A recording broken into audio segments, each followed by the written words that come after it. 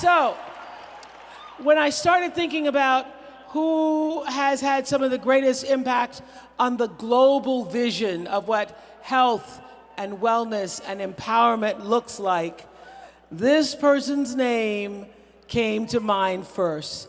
Brooklyn, please welcome our WW 2020 Visionary Conversation, the former First Lady of the United States, Michelle Obama!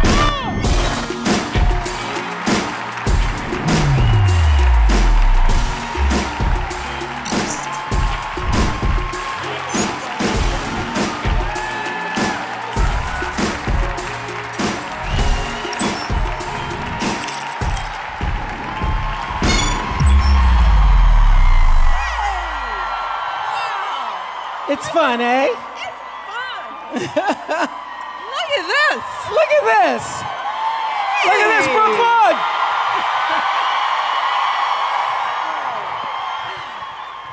Woo! Does this feel like deja vu all over again for you? Because you were here wearing those bad Balenciaga gold boots. Yeah, Barack is like, where are those boots? He's like, what'd you do with those boots? I was like, they put away, honey. Just settle down. It's the thing, when you wear a pair of boots like that, it's really like they go to the Michelle Museum, That's right. You know, you don't walk around the street in that. You don't, you don't do anything with those boots. Yes. You barely get on stage in those boots. But does this feel familiar? It feels good. Feels good.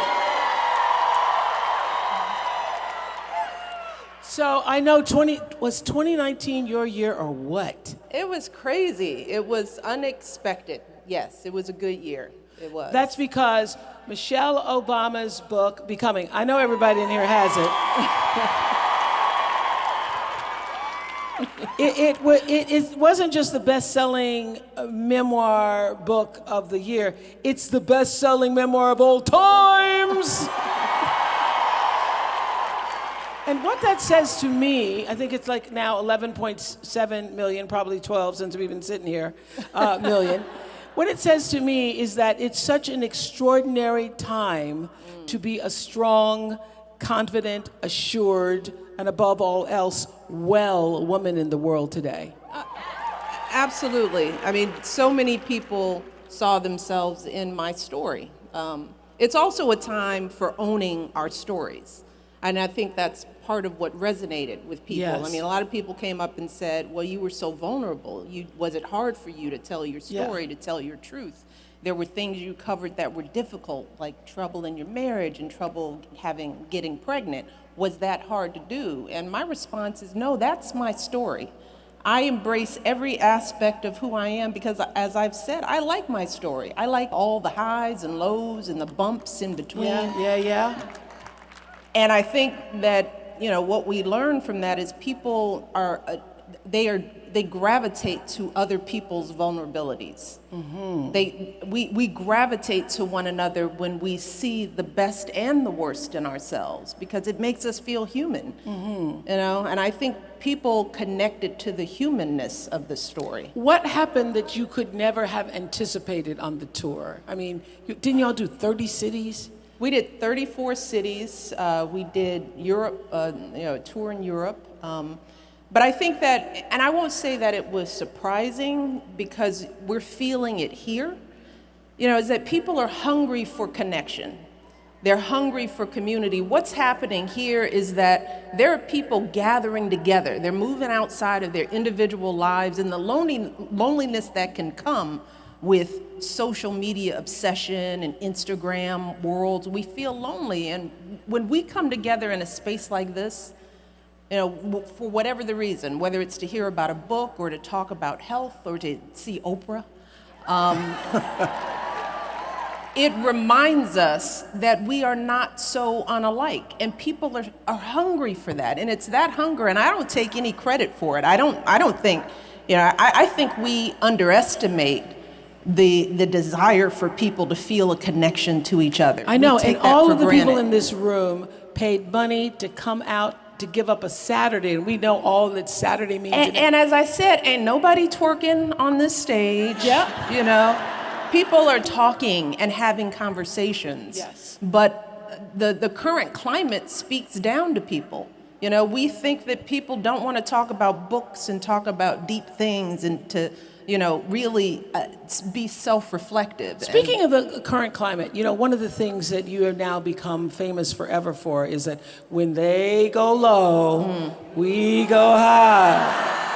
And that ain't always easy, y'all. And it's not always easy. And what I wanted to ask you that in this climate where low has taken new lows, Yeah. how do you maintain a high and not appear to be passive and not lose your equilibrium, because low is going lower? Yeah. Yes. Well, because going low is easy, which is why people go to it. It's easy to go low. It's easy to lead by fear. It's easy to be divisive. It's easy to make people feel afraid. That's the easy thing, and it's also the short-term thing. And for me, you know, what I learned from my husband, what I learned in 8 years at the White House is that this life, this world, our responsibility in it is so much bigger than us. Right. So what I have to keep in mind is usually when I want to go low, it's all about my own ego. You know, it's not about solving anything. It's not about fixing anything. It's about seeking revenge on the thing that happened to you. Yeah. And when you, as Oprah, you talk about purpose Yes. and what it's all about. And my purpose on this planet is not to just take care of my own little ego. You know, there is a bigger purpose for me out there. So when I respond to something, I have to think about that light I'm trying to shine. What role model am I trying to be? What are the words that I'm going to say, and how will it affect young people who are looking at me? That's the bigger picture that puts you in a position to think high. Because if you're thinking about the long term, you don't take the short term measure of getting even with somebody right here and now today, because it makes you feel good in the moment. If it's not going to fix a problem, if it's not going to move the needle, then you're not going high. You're just being selfish. Yeah, I was going to ask you that because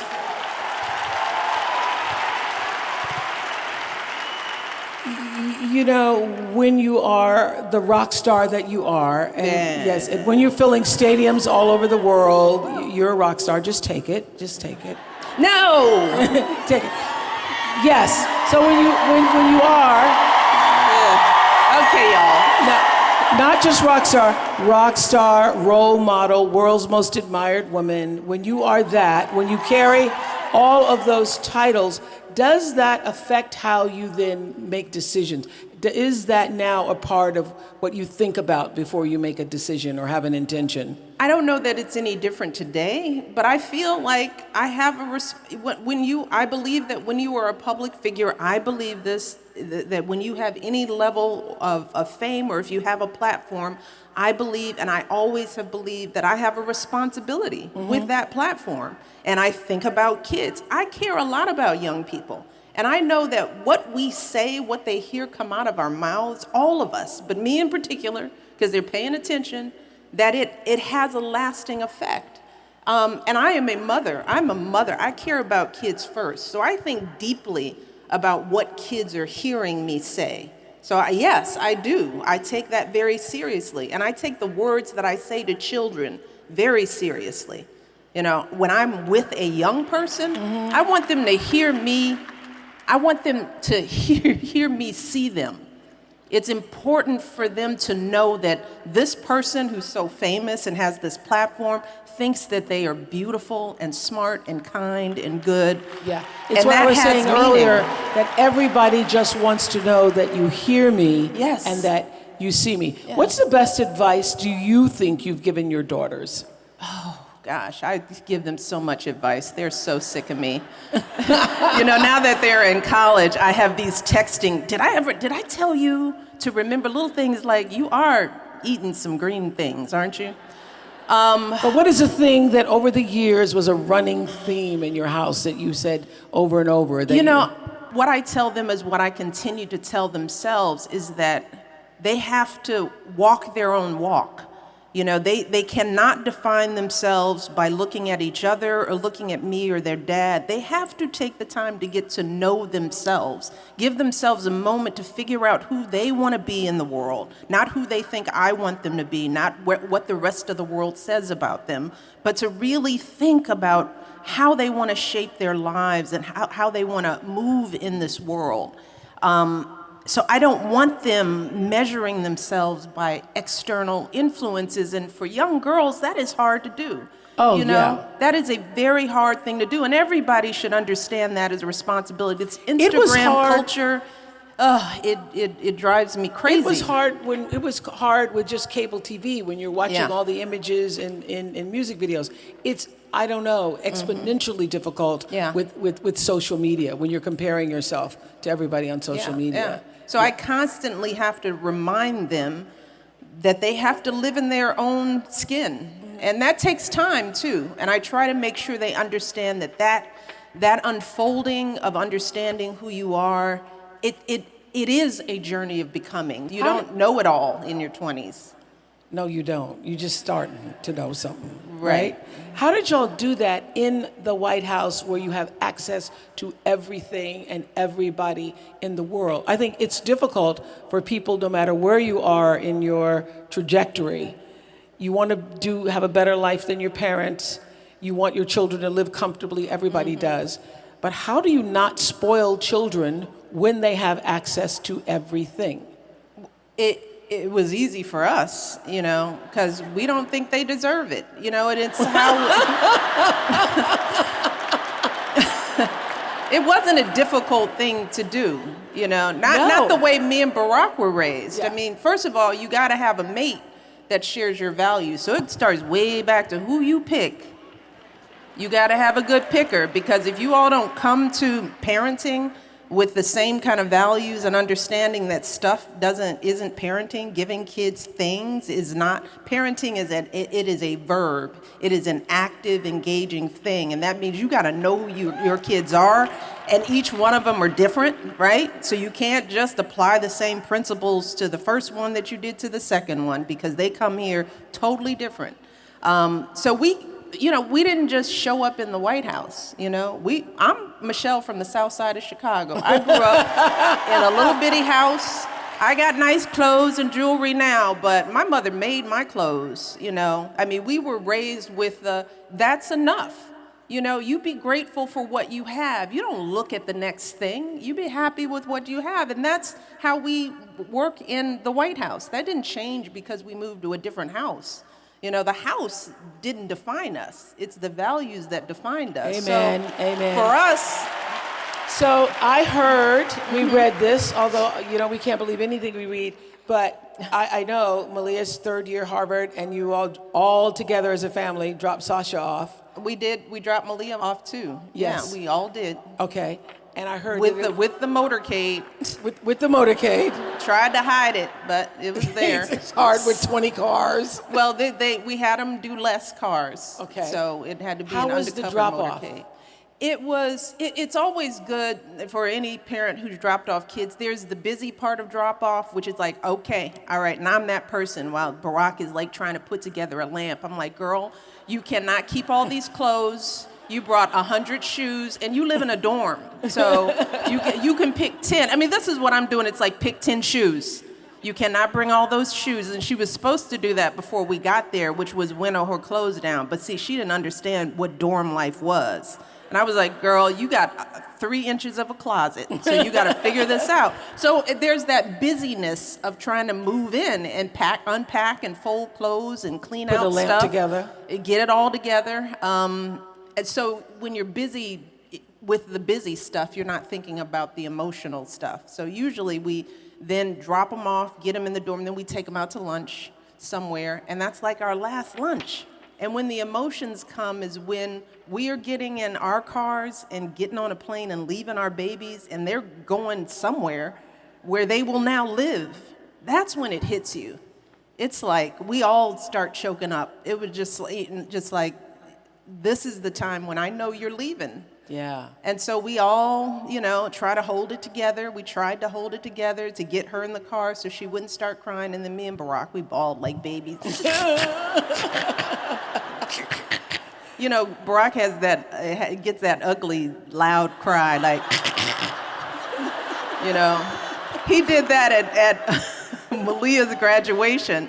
Like, we're sitting there, he had his sunglasses on, and speeches are happening, and, we're all chatting, and we hear, and we look down like, are you okay? He's like, he's gonna kill me for telling that story to all of you. Don't tell him. Don't tell him. So this year is the first time you all have been empty nesters. And what's that like? It is so isn't good, it interesting? y'all. Is it? Mm-hmm. Mm-hmm. No, it is really good. Because doesn't the actual energy of the house change? Yeah. It's good. No, what I'm saying is that parenting takes up a lot of emotional space. And, my husband was busy being president, so I don't think he understood how much time and energy. Don't we wish? Yes. Yeah. Don't we wish? Yes. Just vote, y'all. That's all I'm saying. Just vote. But anyway, we digress. But, I put a lot of time and energy to parent these girls in the White House because we were trying to make their lives normal. So that meant weekends were always pain, right? Because you had to worry about what party they were going to, whether there was alcohol, and who was doing what, and I had to know who the parents were. So you're trying to do that as First Lady. I mean, every weekend for me was hard, just following these little girls around. And they're gone, thank God. They are off living their lives. As my mother used to say, sometimes you just need to get out there and live your life and have your mistakes where I can't see them because I'm tired of watching you walk into a wall that I told you was there. You don't follow them on social media? Oh, no. Now we have a lot of people who do. That was the, no, I'm serious. We have my communications director. All the young people in our lives that I mentor, they all follow the girls. They're bigger brothers and sisters who are grown. It's like they're watching, and they're the ones because it's better for them to be checked by somebody other than me. I also had to learn how to parent with a balance of kids who have Secret Service, right? So what am I saying, right? You don't know what I'm talking about. Right? When there's Secret Service, you know how that goes. It's like, no, you don't, and neither did I. But you're trying to make sure that these men and women who are following them around, that the girls can trust. So I had to get my information about what they were doing or not doing just the same way everybody else, from other parents and other kids who will tell on each other. That takes some energy. And now all that energy I can now place back on me and figuring out my next chapter, how I want to spend the rest of my life, what I want to do, what I choose to do. What your 2020 vision is and beyond. Exactly. So do you all actually now do you have more time for each other to spend? Yes. So and more emotional time. Really? More emotional energy. I mean, it's just me and him and Bo and Sonny at dinner. And they don't talk. The dogs don't. So we're looking at each other. And you're celebrating 28, right? It'll be 28 this 28 year. 28 years. Yeah. Now, that's real time. Your husband recently posted a message. You all see this message that he posted on Michelle's birthday on social media? And he said that in every scene, you are my star. Oh. And you have called him your soul affirming partner. Mm-hmm. Is it more so now, 28 years, as opposed to earlier years? Does it just keep getting better, or it's more seasoned? It's all of that, I mean, and this is what I try to tell young people. It's marriage is hard, and raising a family together is a hard thing. It takes a toll. But if you're with the person, if you know why you were with them, you know, you understand that there was a friendship and a foundation there, that it may feel like it goes away during some of those hard times, but it's something that we always come back to. And we're coming back to that point where we see each other again, you know, because some of the hardest times in our lives, we just escaped it. We survived it. You know, we went through a tough time. We did some hard things together. And now we're out on the other end, and I can look at him and I still recognize my husband. He's still the man that I fell in love with, who I value and I respect and I trust. He's been an amazing father through so much. He has shown up well in the world, and he has been who he promised he would be to me. And so that has been tested over 28 years, you know. So what I tell young couples is that you got to hang in there. You know, you can't quit the minute it gets hard, because this thing of living life and building a life together is a naturally hard thing to do. So you can't quit when it's hard, because then you'll miss the good part.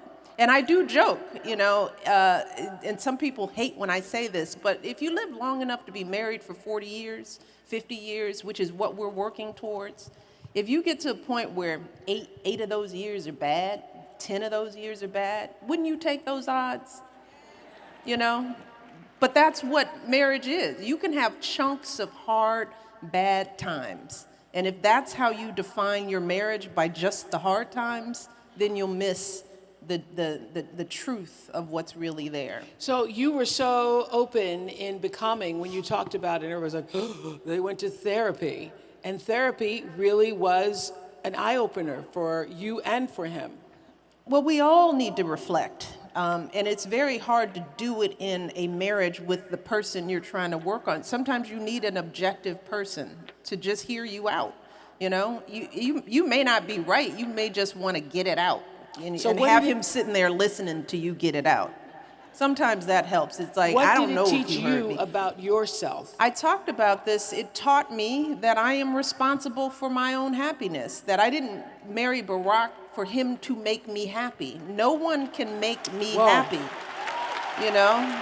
So my disappointments were about what I thought he should be doing for me, giving to me, when I hadn't really done the work to figure out what did I want and how do I go after what I want on my own. You know, if I'm gonna show up equal in this partnership, I have to be able to make myself happy.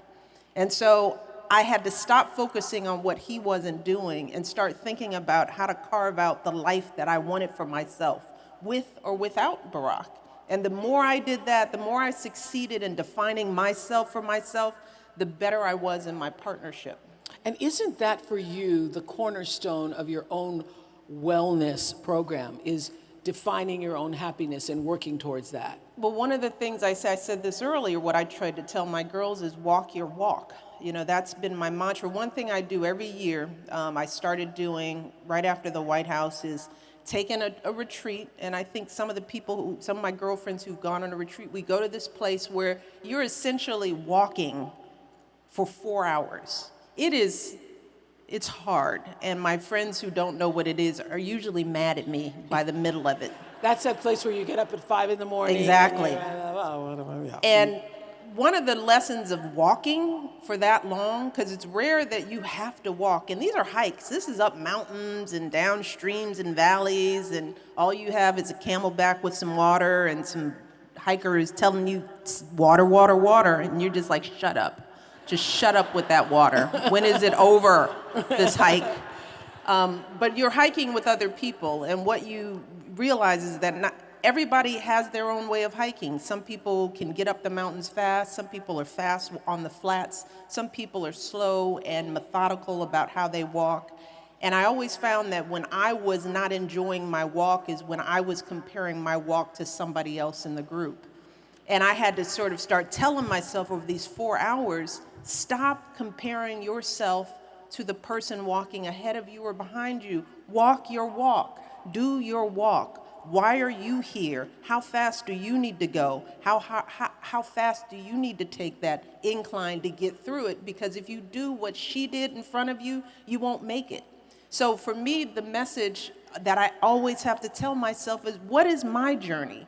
What is my definition of health for me? Not what I see in a magazine, because the people in magazines don't look like us. They don't even set it up to look like us. They don't even look like that, right? So Yeah, I sometimes am at a photo shoot. Have you ever looked around the photo shoot? At last photo shoot, I counted 47 people. oh yeah, those are Yeah. This is also rich people's problems, talking about photo shoots, right? And in my photo shoot, girl, there were like 100 people. Girl, my last photo shoot, yes. But I'm just saying, it requires so many people to make you look like this, right? Yes. Somebody put these bracelets on me, and then they moved one over there, and I was like, why'd you move that one? Why that one?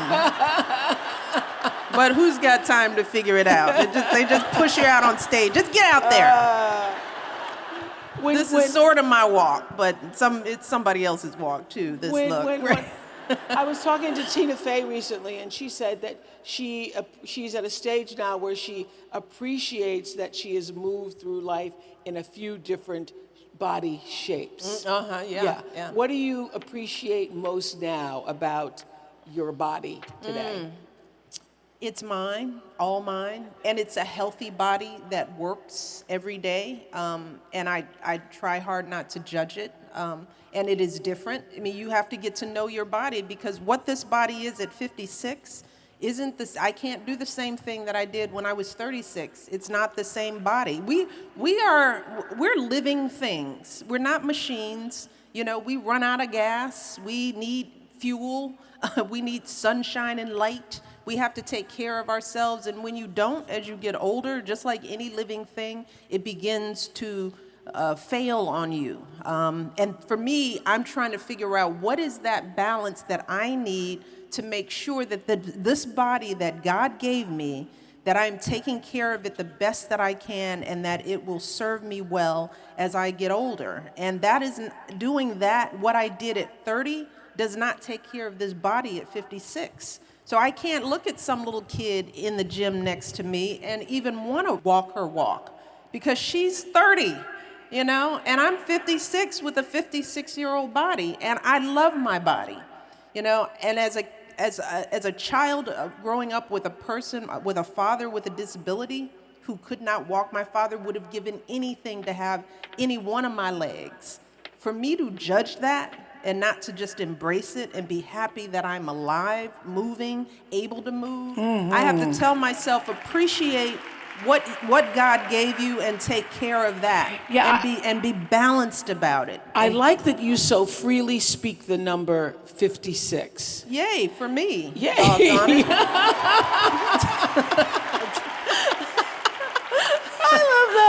Because 56. you have been around women, we all have, and men too, like, oh, I'm not going to say the number, and oh my gosh, I'm turning 40, and oh my gosh, I'm turning 50. You never had any of that. We are so ridiculous as women, we are struggling with so much, just the notion too. The other thing, we don't want to talk about our age, and then we want to act like we should look like we did when we're 20, When, I'm sorry, men, y'all can look any kind of way, and it seems to be okay. I told my daughters, because as they're getting older, they start to judge themselves, and it's interesting when they talk about, well, I couldn't fit in my jeans that I had last year. And I said, but you're a whole nother year older. You're now becoming a woman. You don't have a child's body. That's like saying, at 20, I'm really upset that I couldn't wear my favorite overalls anymore when I was 10. Yeah. That's as ridiculous as it is at 56 to think that I should look like I did when I was 36, or for anyone to judge me like that, or to judge a woman like that. We're aging. Well, and we're our in this bodies culture where people are trying to stop it. Yes. And then you have all of these frozen faces. Yes. And let me tell you, when you're in nobody a says photo line, now this is another thing most people, when you're in a photo line and everybody looks the same, and you're like, didn't I just meet you? Like, nope. Y'all just have the same lips. It's like, And the same forehead. in the Stop same. it. Yeah, Let it go. that's pretty funny. I just met you. No, I didn't. But we have to embrace our change. And I'm lecturing to myself truthfully, ladies, because I struggle with this too. You know, I struggle with looking at the mirror going, and I hate looking at myself. I hate listening to my voice. I hate watching myself on tape because I'm constantly judging myself too, just like everybody else. Really, are you still? I was going to ask you, is there any self-doubt left? Yes. I remember because I opened or interviewed you at the very first tour stop in Chicago. I remember and that, we were a little yes. nervous. We prayed backstage because that was the first one. And I remember you were anxious. And I read somewhere where you said you weren't even sure people would show up. Yeah, exactly. It's like, you know, I lived in a cocoon of the White House for 8 years. I knew sort of kind of that people maybe sort of liked me, you know, might be interested in the book. I don't know. You know, the people who had read, you guys, I wasn't fishing for a compliment. Not everybody likes me though. You know, some people think I'm the devil incarnate. You know, I mean, you know, when you're in politics, you get the good and the venom too. You know, and that's why in the book I remind people, look, people called me all kinds of things when I was campaigning for Barack. When it was a competition, they called me un-American, and this stuff sticks with you. Men talked about the size of my butt. You know, there were people who were telling me I was angry. You know, that stuff hurts, you know? And it makes you sort of wonder, what are people seeing, you know? Yes. So that stuff is there. And look, I'm a black woman in America. And, you know, we're not always made to feel beautiful.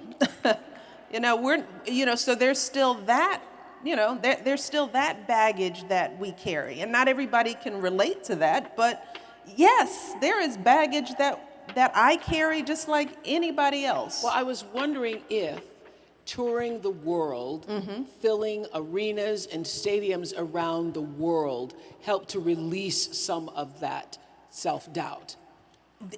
The release doesn't come from the adoration or the book sales. The work is still from within. That's the thing. It's the voices in my head. It's not y'all. It's me, you know? It's me changing the playbook, the recording in my head that has been played over and over again. And that's what a lot of women, that's why I take what children hear from me. You know, I take that very seriously because my voice becomes the part that the recording in their head. So what could that voice possibly be saying to you at this point that brings self-doubt? It's always, are you working hard enough? Is there, you know, are you using this platform for a good purpose? Are you focused on what other people need? Are you getting outside of your own ego? That's, you know, we're constantly checking that with the work that we're doing. I mean, I just spent a year on a book tour talking about me. It feels like that's enough. Now let's talk about somebody else's story. Now, where are these girls who are not going to school? Because you know what, in the end, that's why I'm here. I'm not here to talk about my story or to talk about my journey. I'm here to shine a light on other young women. And that's your big work ahead. That's the big, I feel, that's the work that speaks to me. You recently released a companion to Becoming. It's called the Journal. Lovely, for discovering your voice. I gave away many for Christmas. Thank you.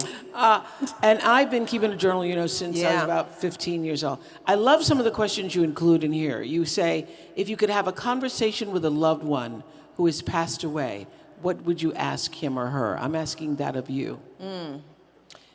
You know, I wish I knew, like, I wish I had taken the time to get to know my grandparents' full stories, because a lot of what I talk about are my impressions of what my grandparents must have been going through. I talk about my paternal grandfather, Dandy, and he was kind of a crotchety old man I write about, and now that I'm older, I can look back and think, why was he so angry? But it was because he was a brilliant black man in the era of segregation and Jim Crow who could not realize his potential. And he was probably very bitter about that. Yeah. And Imagine how that would frustrate imagine you. how that would feel. I wish I was old. I wish I had been old enough to sit down with him and ask him what he went through. How did he survive living through a world that had such limited expectations for him when he knew that there was so much more for him. Yeah. I would want to unpack that so that I could get to know him better. And the reason why I put this kind of stuff in the journal is because this is what our stories are. And I want particularly young people to know that there is time now to have some of those conversations with the elders in your life. Because the more you understand their stories, their journeys, their pains, and their hurts, you get to understand who they are in a full sense. And then you judge less, and you're more empathetic. I wish I understood my elders a bit more. But we grew up in an era where you don't ask nobody a question. Don't ask Dandy that. Right. You're But you wish if you could have a conversation, that's who it would be. And I would do that with every single one of my grandparents. Describe your perfect day, beginning with breakfast and ending with dinner. Well, we'd be somewhere warm. We'd be in Hawaii, or someplace warm. Yes. And I'd wake up and have a workout. I'd be outside. Do you do breakfast? Do you do breakfast? I generally don't. I'm not a big breakfast person. Yeah. So I probably wouldn't have breakfast. I would go out on a long walk where I could see the ocean and some mountains, and I could feel myself. Hike. I love to be outside because so much of our lives we don't have the freedom to just be outside anymore because of security. So both Barack and I crave a chance to be outdoors. And I would take a long walk, and I would come home, and I would have lunch with my husband, and I would sit on the beach, and I'd read, or I'd talk to some of my girlfriends because I love living in my community. I love to have people around. Our house is usually full of people. Do you still cook? No. Not a stick of cooking. That is not one of the things that I need in defining myself. I don't need to cook. It's not on my personal list. Now, I know, Oprah, you like to cook. But I like to cook when I want to. Yes, I don't ever want to. Okay. Like, I can make some hot water cornbread. I'm just being honest. I can cook. You can cook? Yes, I can. Because you did it for many years. I did it for a lot. I proved it can cook for y'all. You've been fed by me. You don't do it anymore. No. And he doesn't either. No, he doesn't either. How do you look after yourself after a bad day? That's another one of your journal questions. How do I look after myself after a bad day? I tune out the world that is making me feel bad because it's usually something external. I just take a break from what's making me feel bad. How much TV do you watch? I watch TV, but I watch I like HGTV. And I got into this habit because I never wanted to get caught watching something where I would be mentioned or my husband. So that cancels out most of the news, right? Right. So you don't watch the news? How do you all monitor news in your house? We get clips, and I get news on my feed, and I kind of tune in. I have a whole communications team, so when something goes down, they will you need to see this. So I had to learn how to do that in the White House, because if you don't block it out, it can eat you up. I mean, so if I come to your house, the TV is not going to be on all over the house. No. You go to Gail's house, all the TVs are on. Oh, yeah, no. All the TV's on. Yeah, no. Literally, so that when you go from room to room, it's on in Oh, every no, room. that would drive me crazy. That would sap me of all that was good inside. Yeah, so you you don't. No. Watch news. But what is your favorite TV show? Oh, God, I have a lot of favorite TV shows. I love Blackish and Grownish and all the ishes. I love comedy. I started watching Schitt's Creek on Netflix. hilarious. It's kind of the takeoff on, like, modern day takeoff on Green Acres for young people. That was a show that was on a long time ago. A long, long time ago, yeah. So I like comedies. I love the Marvelous Mrs. Maisel. I like that too. I love TV. I love watching TV. I probably watch a little too much TV. I wanted now to ask that you I'm this. listening to myself. I was going to just, there's this question. Mrs. Kennedy told a story a long time ago about watching a congressman's wife sneaking silverware in her bag at the White House. So I'm wondering if you saw any weird behavior you witnessed at a White House event. Oh, God, yeah. People, because people usually are nervous when they come to the White House. So, like, if there's a party, people usually overdrink because they're nervous, right? Because they don't know what to expect. But you can see, and the drinks at the White House are strong. So we have seen some people falling out in ways that, and I'm not going to mention any names, but we've seen some spanks and some stuff. Okay, who's the most fun to sit next to at a state dinner? Stephen Colbert was a fun dinner date because he's so cute and charming and he's smart, so he actually knows what's going on. And he'll say things in your ear, that are laugh, like, yes. Stop it. We're not supposed to be laughing at this time. So he was a lovely dinner date. And I don't think he knew that he was going to be sitting next to me. I don't even think he understood why he was invited. So he tells this story. He's like, and then he looked at his wife, and he's like, I'm sitting next to Michelle Obama. And he said all she said was, don't embarrass me. So I like her. What's the last new thing you mastered? The last new thing I mastered? I don't know. Okay. That's hard. The last new thing I mastered. I'm drawing a blank here. Maybe I need to master something. I've just started yoga, and Do you like it? I do, because this is something I need because I'm getting old, so I got to be flexible. I think being flexible is the most important thing. The older you get, the more important it is. So there are all these crazy yoga poses that, like we went the day before yesterday, and they were trying to have us do something where our chin was on the ground. They kicked their legs up, and I was like, I'm about to talk to Oprah. I cannot have a bruised chin that I have to explain to people because I'm trying some stupid yoga pose. So I was going to ask you, my next question was, what is the last thing that you did that made you feel genuinely older? Oh, any conversation with a young person, Here's one just personal sentiment. I have a godson who, is just got his permit, and his mother sent me a video of him behind the wheel, and that just tripped me out because I was like, no one should let that little boy drive.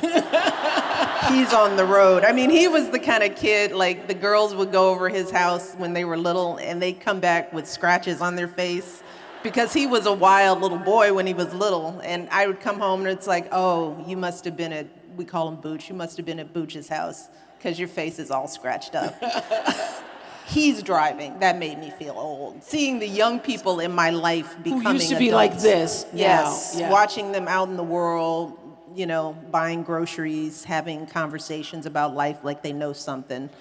That makes, the thing about young people, though, it's like their baby comes out, it's like my children can be all elegant and saying interesting points, and then I get a FaceTime because somebody doesn't know how to get a stain out of their duvet cover. And I'm like, oh, you're still a baby because you don't even know how to do laundry right yet. So, but that kind of stuff makes me feel old. I was asking earlier, Julianne was out, and she was talking about her superpower is dance.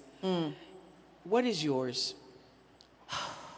I have a hard time thinking about it as a superpower, but, I hope it's making people feel seen. I hope that that's my superpower, that I make the people that I come in contact with feel seen and heard, especially young people. I hope I have that power. to make them feel relevant and whole, you know, and deliver to them what I didn't have when when I was that age, like the sense of importance and relevance in the world. I hope that's my superpower. I hope my superpower is empathy.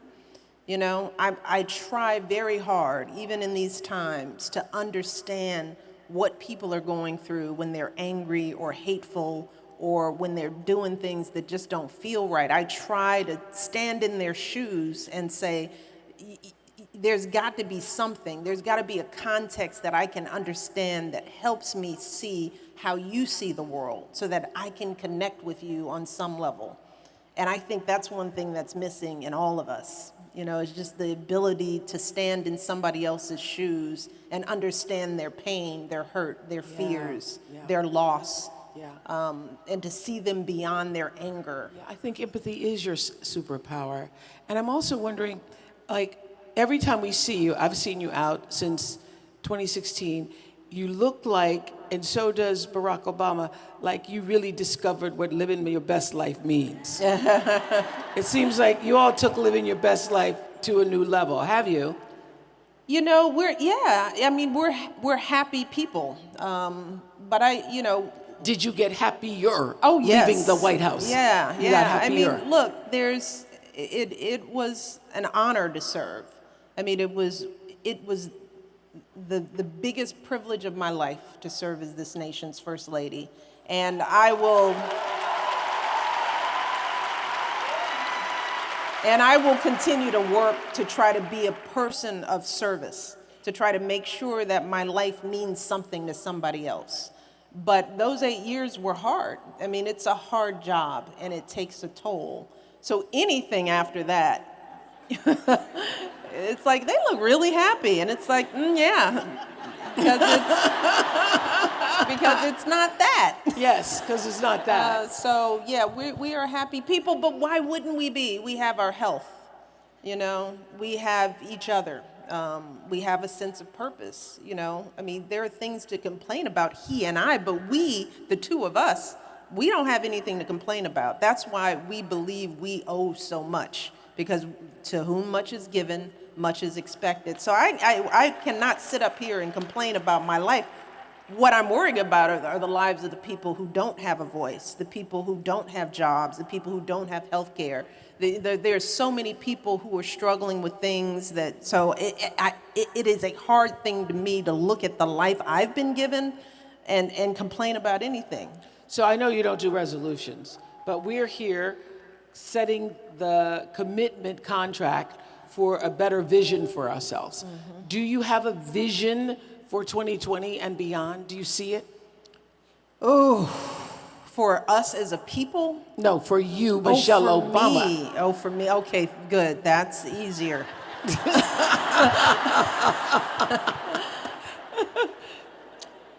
For me, the next phase of my journey of becoming is really continuing to make sure that what I do has meaning and purpose to somebody outside of myself. So my vision is, in particular, is to keep helping young people to find and build and support that next generation of leaders, to help them understand a broader sense of values that they can operate within, because I do think that we are short on that right now, that our leaders are not paving a good path for what we want our kids to be. I'm just sorry to say that. I don't want to make this political in any way, but I think young people are hungry for something, and it's time for them to step up and to take the lead, because we're getting older and we need to move out of the way for them, because they're going to have answers that we've never thought of.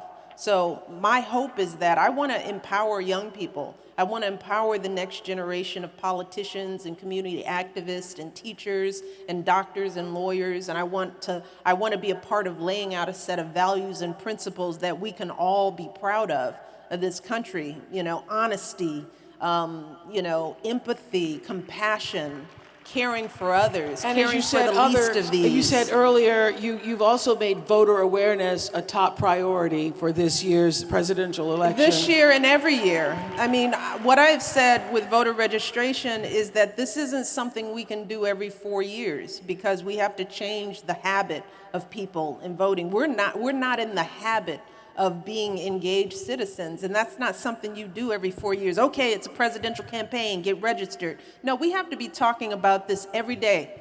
When we want to do something in this country, when a company wants to market and sell something to us, they don't do it every 4 years. They do it every day, every minute, every 30 seconds. They're telling you what to buy, what to do. We need to do that with civic engagement, because people don't understand why government is important in their lives. Because I always say government doesn't have a marketing budget. It can't be on TV telling you what it's doing for you and your schools and your roads and your communities. So we start taking it for granted and thinking that this is all a game. But we have to be having these conversations every day, why it's important, why is it relevant, you know? And so, no, it's not just this year, it's every year. It's not just this election, it's every election. We have to change our culture in terms of our engagement in this political process. You've talked about being 56 in the shape that you're in. You work at this, though, every day. Do you have a wellness goal or wellness quotient for yourself? It is balance and understanding my walk. I've got to I'm trying to make sure I understand what healthy means for me, not compared to the person walking next to me, not the person in the magazine. I'm trying to understand what my blood pressure level should be, and what my flexibility should be, and what cardio means for me, and when do I feel good? Because we can also overdo it, right? We can work out so hard and diet so much that we might be thin and look a certain way, but our bodies are broken inside because we're not walking our path, we're walking somebody else's path. So I am trying to figure that out every day, and it changes, because women, our bodies change drastically in comparison to men. We're going through menopause. We've got a lot going on, and I don't think we've done enough to understand what aging means for women's bodies. What are we supposed to look like? How are we supposed to feel? We're not talking about that enough. And I feel like we're at a time when women our age, because we do spend money. Now we have wealth, women our age, but the market and the fitness market, they don't speak to us. They're not catering to us. They're catering to Malia and Sasha, how this workout wear looks and what these classes are. They're catering to 20 and 30-year-olds who, quite frankly, have no money. How is that?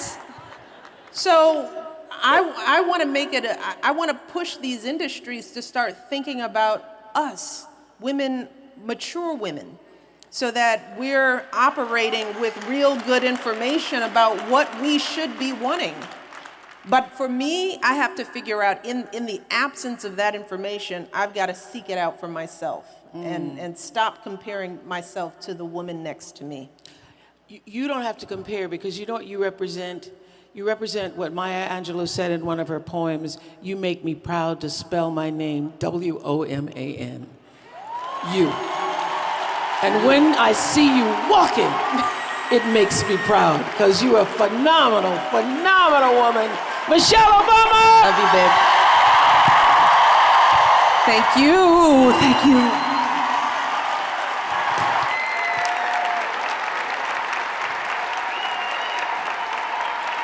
Michelle Obama!